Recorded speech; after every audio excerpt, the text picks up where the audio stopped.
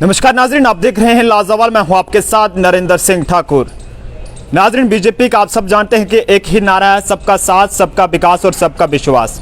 तो उसी को लेकर आज हमारे साथ बातचीत करने के लिए बीजेपी के स्पोक्सपर्सन व रामनगर से साबका एमएलए रणवीर सिंह पठानिया जी हमारे साथ खसूसी बातचीत करने के लिए मौजूद हैं, जिसको लेकर हम रामनगर कॉन्स्टिट्यूंसी के तमाम मुद्दों को लेकर व तरक्याती कामों को लेकर इनसे जो है तफसील से बातचीत करेंगे। इन्हीं से बातचीत करें। सर, सबसे पहले तो आपका खैर मकदम हमारे साथ बातचीत करने के लिए। बहुत बहुत शुक्रिया नरेंद्र जी, आपने मुझे मौका दिया आपके चैनल के माध्यम से आपके जितने भी श्रोता दर्शक इसको देख रहे हैं उनके साथ बात करने का, रूबरू करने का। जी पठानिया जी, मैं आपसे जानना चाहूँगा कि जाने के 5 साल जो है 3 साल खैर इतना तो बाद में तो खैर ये यूटी बन गया और उसके बाद 3 साल का आपको वहाँ पे मौका मिला है काम करने का, लेकिन किस तरह से आप वहाँ के लोगों की खिदमत कर पाए हैं और लोगों का जो है किस तरह से साथ जो है वो आपको मिला है? देखें, इतिहास में पहले बारी रामनगर में शायद नहीं बल्कि ये रिकॉर्ड है, शायद ही किसी नेता को 55% of the total polled votes 45,891 जैसे आपने कहा लोगों का साथ लोगों ने मुझे देके विधानसभा में भेजा। बहुत एक्सपेक्टेशन, बहुत उम्मीदें थी और एक ऐसी विधानसभा, एक ऐसा क्षेत्र जिसे किसी वक्त में स्टेट ऑफ रामनगर कहा जाता था, पहले रियासत रामनगर, तो जिसमें 207 पोलिंग बूथ हैं आज की डेट में, जो जम्मू कश्मीर में कहीं भी नहीं है। बिल्कुल।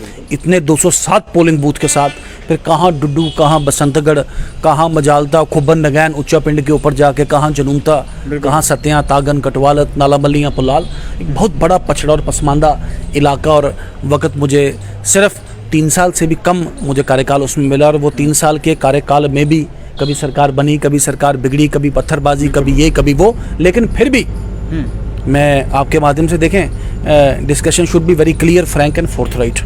जो मैं करना चाहता था अपने क्षेत्र के लिए, अपने इलाके के लिए, वो मैं मतलब कि पूर्णतया तरीके से 100% आप देखें वो मैं नहीं कर पाया, चूँकि शॉर्ट टाइम मिला।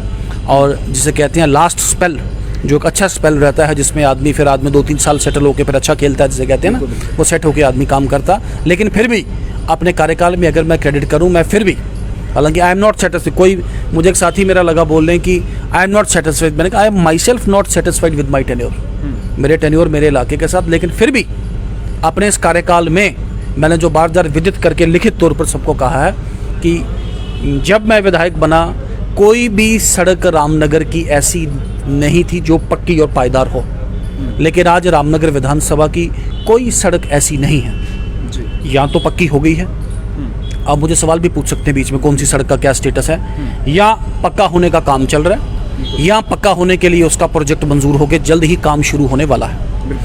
आप बिजली की बात करें, अब केंद्र से स्कीम तो चला हर घर को बिजली, लेकिन मैं कई क्षेत्रों में रामबन, डोडा, आज जिसे कहते हैं चनैनी विधानसभा में मैंने पिछले दिनों टूर किया, गाँव के गाँव बिना बिजली के हैं। लेकिन रामनगर विधानसभा में कोई भी ऐसा घर, हाँ ये हो सकता है खंबा दिया है, खंबा पड़ा है, खड़ा नहीं किया, लेकिन खंबा सैंक्शन, कनेक्शन सैंक्शन है, कोई घर। हालांकि हमारे वहाँ पे एक और प्रैक्टिस है जिसे कहते हैं समर हाउसेज, हम डोगरी में कहते हैं द्वार, तो द्वारियों पे भी अगर जिसने कहा वहाँ भी कनेक्शन के लिए अप्लाई किया, हमने वहाँ भी दिया। उसमें आज कोई घर रामनगर में बिना बिजली। और आज टैप वाटर की जो स्कीम है, जैसे अब दूर दराज के क्षेत्र, रांगड़, मरैल, पूजी माता, या ऊपर बसंतगढ़ के ऊपर लौदरा, पनारा पूरा का पूरा गांव पानी के बिना था, खनेड़ पूरा का पूरा गांव बिजली के बिना था। तो हर गांव को पाइप्ड वाटर देने का जो काम जो है बड़ी तेज़ी से 300-350 करोड़ रुपए का ये जो प्रोजेक्ट है, ये पूरे रामनगर को ये पानी देने का काम। और सबसे पहला और सबसे बड़ा जो प्रोजेक्ट, इतिहास का सबसे पहला उज्ज मल्टीपर्पज़ डैम जिसे कहते हैं प्रोजेक्ट, उज्ज का ये तकरीबन 80 करोड़ का प्रोजेक्ट, आपके माध्यम से बता दूं रामनगर के लोगों को, ये प्रोजेक्ट अभी अगले महीने इसके टेंडर है।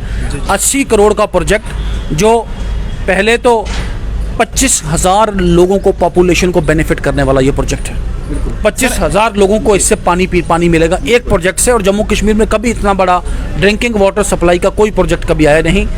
3 डिग्री कॉलेज मेरे दौरान, एक मजालता, एक डुडू बसंतगढ़, अब चौकी घोड़ी की, और एक तीसरा डिग्री कॉलेज जिसे कहते हैं खुलने की तर्ज पे है उसमें।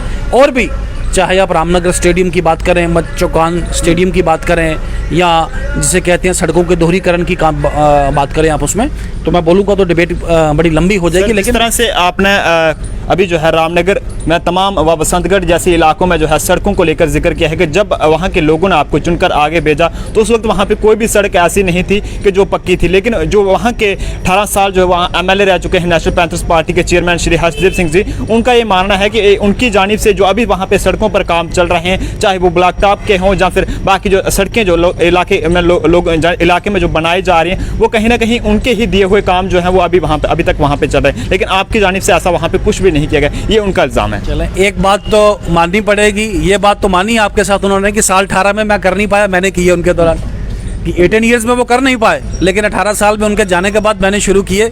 एक बात तो पहले मुबारकबाद दें उनको। बाकी देखें, ये आरोप प्रत्यारोप की बात चलती है, मैं यूनिफाइड बात उसमें कर रहा हूँ। मेजॉरिटी ऑफ द प्रोजेक्ट्स ये मेरे कार्यकाल में सेंक्शन हुए। अब आपने जैसे बात की रामनगर और बसंतगढ़ की सड़क की, ये सड़क CRF के तहत ये सड़क का काम शुरू हुआ।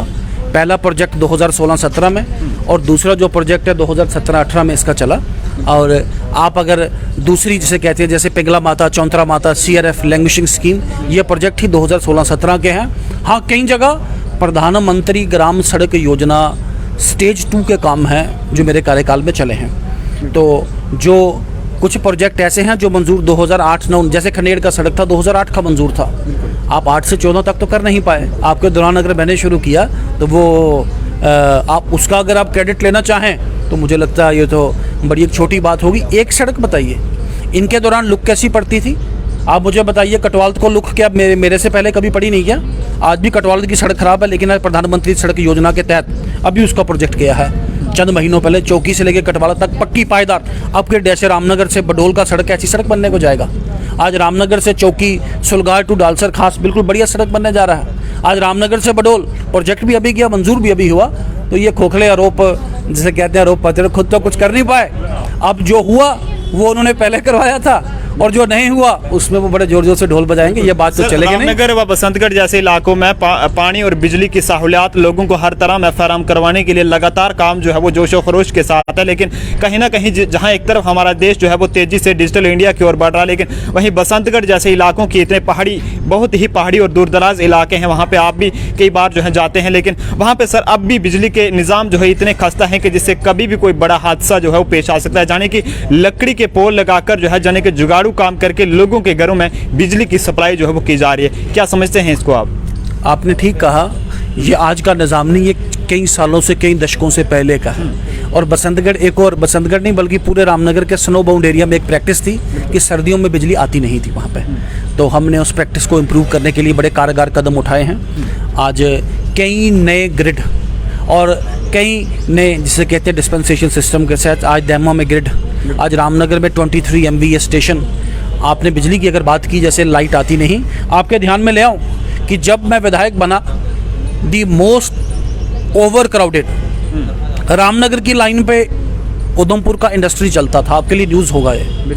डेयरी फार्म का फीडर रामनगर पे चलता था, पट्टी पंगारा का फीडर रामनगर पे चलता था, रामनगर घोड़ी वाला फीडर। लेकिन आज इन सब को डीकॉन्जेस्ट करके बट्टल बनवाल हीरानगर की लाइन बना के बजालता को अलग, डैमा में अलग फीडर, रामनगर के लिए अलग, और अब छतराड़ी वाले फीडर को काम करके बसंतगढ़ रामनगर को डिवाइड करके काफ़ी सारी इंप्रूवमेंट की गई है। लेकिन आपकी बात को मैं पॉजिटिवली लेते हुए, देयर इज स्कोप फॉर, मैं बोलूँ मैंने सब कुछ कर दिया, ऐसा नहीं है। देयर इज स्कोप, अभी उसमें काफ़ी स्कोप है और उम्मीद रखेंगे कि पॉजिटिव जर्नलिज्म से आप भी चीज़ों को उभारेंगे और उनको उभारिए, उनको लाइए, उनको आगे लाइए। और हमारे ज्ञान में जैसे जैसे आ रहा है, अच्छा करेंगे तो हम उसको जरूर दिखाएंगे, लेकिन गलत करेंगे तो उससे भी हम कतराएंगे नहीं, वो भी दिखाएंगे। क्रिटिसाइज करना है, मेरे ध्यान में सुने, कहीं गलत करेंगे आपने बिल्कुल उसको एक्सपोज करना है और डिपोज करना है उसमें कोई ऐसा फेवर नहीं। उधमपुर में जो है यानी कि पूरे उधमपुर डिस्ट्रिक्ट की बात करें, बीजेपी जो है वहाँ पे उभर कर सामने आई है। काफ़ी सारे डीडीसी की बात करें या बीडीसी की बात करें या सरपंचों की बात करें, सब लोग जो है ज़्यादा से ज़्यादा उसमें बीजेपी के ही लोग हैं जिन्होंने जो है वो जीत कर आगे आए हैं। तो किस तरह से यानी कि आप पर ही उम्मीदें कायम है कि रामनगर से बीजेपी के MLA यानी कि रणवीर सिंह पठानिया जी रह चुके हैं, तो किस तरह से जो है आवाम के जो उनके साथ वादे किए गए हैं उनको जो है किस तरह से अमल जामा जो अपनाने पर जो है वो काम किया जाएगा? देखिए, मैंने अपना चुनाव लड़ा, मेरे बाद इन डीडीसी लोगों ने भी लड़ा। एक बसंतगढ़ को छोड़ के बाकी तकरीबन सारी सीट हम जीत के आए हैं, चाहे वो लाठी की सीट, चाहे वो गोल्डी की सीट, रामनगर 1, 2, मजालता, खून, हर सीट हम जीते हैं, जगानू भी हम जीते हैं। और मैं वादों में यकीन नहीं करता। जिस तरीके से सरकार की ग्रांट आएगी, जिस स्कीम पॉलिसी प्रोग्राम केंद्र की जो पॉलिसी, उसका 100% बेनिफिट लोगों में ले जाना, और जिस तरीके से सरकार के केंद्र से पैसे आएंगे वो बिल्कुल बराबर से, ईमानदारी से और क्वालिटी से। यू सी, ये मेरे कार्यकाल में ही हुआ कि जो बीटी पड़ेगा, बीटी की 5 साल का डिफेक्ट लाइबिलिटी पीरियड होगा। इससे पहले होता नहीं था। लुक पड़ती थी, एक बारिश में लुक को जिसे कहते हैं खड्ड पे पहुंच जाती थी। लकड़ी के पोल, लोहे की तार, अच्छी बात है ना, this is fact, this is असलियत। हमने काफ़ी रिमूव किया लेकिन अभी भी है। मैंने आपको कहा बसंतगढ़ में सर्दियों में बिजली नहीं आती थी, लोग प्रिपेयर थे 2 महीना 3 महीना बिजली के बिना रुकना है, लेकिन आज वो प्रावधान रहा नहीं, आज वो माहौल रहा नहीं। आज जाती भी होगी तो थोड़ी देर के लिए जाती है। एक वक्त आपके ध्यान में ले आऊँ कि मैं जब विधायक बना और पहली विधानसभा जब चली, एक गाँव है Kadwa, you will be surprise to know, 8 महीने से कदवा गांव में ट्रांसफार्मर, अगस्त महीने में वो ट्रांसफार्मर सड़ा, मेरे ध्यान में आया नहीं। सितंबर अक्टूबर में चुनाव का माहौल लग पड़ा और फिर चुनाव हो गया, फिर हम लोग चुन के आगे, मार्च में विधानसभा लगी और मार्च तक वो सड़ा हुआ ट्रांसफार्मर अभी तक रिप्लेस नहीं किसी ने किया था उसमें, कदवा गाँव का। तो 6-6, 8-8 महीने ट्रांसफार्मर सड़े रहते थे, कोई पूछता नहीं था। लेकिन आज उसमें काफ़ी इम्प्रूवमेंट लाई गई है। लेकिन आपकी, जैसे आपने कहा कि there is still a scope. Sir, Ramnagar से बसंतगढ़ काफ़ी पुरानी सड़क है और उसको लेकर जाने कि आपकी ही जानिब से उसका जो है वो इनागुरेशन किया गया है। शायद निर्मल जी भी वहाँ पे थे जिन्होंने उसका जो है इफ्तिताह किया। इनागुरेशन नहीं किया हुआ जी उसका। जी। आपके ध्यान में ले आऊँ, ये एक और बात है पॉजिटिव, रामनगर से लेके बसंतगढ़ तक की पक्की सड़क के पैसे मंजूर। लेकिन सर, जिस तरह से काम होना चाहिए था वैसा नहीं हो पा रहा, हालांकि सेंटर में भी बीजेपी है। देखिए सुने, मैंने वो उस डिबेट को डील किया। गवर्नर राज में कोई सरकार नहीं होती, governor Raj is a political सरकार। जो मैं एक्स एमएलए हूँ, अगर कोई और एक्स एमएलए, हमारी बराबर की पावर है। ऐसा नहीं कि मेरी को ज़्यादा और किसी की कम है, हम दोनों की बराबर जिम्मेवारी है। वो दूसरी बात है, मैं जिम्मेदारी को पॉजिटिवली निर्वाह करते हुए करता हूँ। वो धरना प्रदर्शन करके अगर बात करते हैं, वो उनकी विजडम है, उनकी सियानबत है उसमें। आप मेरी बात सुने इसमें कि रामनगर से लेके बसंतगढ़ CRF 1 एंड CRF 2, उसके बाद PMGSY 1 एंड PMGSY 2, और पूरी रामनगर से लेके बसंतगढ़ की सड़क पक्की होने जा रही है। अब आपका सवाल इसमें होना चाहिए कि टाइम क्यों लग रहा है उसमें। देखें, रामनगर 1 जो CRF 1 और CRF 2 जंगलात क्लीयरेंस में फंस गया और आखिरकार 1 का हमें क्लीयरेंस मिल गया है और उस 1 पे काम तेज़ी से चल रहा है। जो मजोड़ी से ऊपर का PMGSY का काम या घंटाब से आगे बसंतगढ़ काम, वो भी बड़ी स्पीड के साथ अभी चला है। और सबसे पुराना जो प्रोजेक्ट रामनगर का, पहला प्रोजेक्ट रामनगर का PMGSY का, कनोगलू से लेके पचौंड, जो 2002 में, जो लोग ये बात करते हैं कि ये हमारे दौरान का, भी 2 से लेके 14 तक तो अब सोए रहे। अब हमारे दौरान अब हमने उसको लुक डालने का काम किस तरीके से चलाया है, कैसे क्लबिंग करके, कैसे प्लान करके, अब छोड़ें सारी बातें क्या, लेकिन अल्टीमेटली कनोगलू पचौन को लुक पड़ने वाली है। तो रामनगर से बसंतगढ़ ये जंगलात के क्लीयरेंस लेके निकाल के, बसंतगढ़ के गंदटाप इलाके में कुछ दिन पहले जो है वो लैंडस्लाइड हुई थी और जिसकी जद में कई सारे मकान जो है वो आए थे। उसका लेकर आपने भी वहाँ पे जो है ग्राउंड लेवल पे जाकर वहाँ का मुआयना किया था और देखा था, जायजा लिया था। लेकिन अब तक वहाँ के लोगों को कोई भी इस तरह की सहूलियात नहीं दी गई है जिससे वो लोग आराम से अपना जो है वो गुजारा कर सकें। ठीक है, आपके ध्यान में शायद ऐसी बात होगी। पहले तो मैं एक, जिसे कहते हैं, मेरा एक पर्सनल इसमें है कि मैं I am my self aggrieved कि उनके साथ ही एक हादसा हुआ। It is a natural calamity कि पूरा का पूरा प्लेट टेक्टोनिक ही नीचे से निकल गया बिल्कुल, और उस पूरी प्लेट के जाने के साथ लोगों को मुश्किल परेशानी का सबब उसमें आया।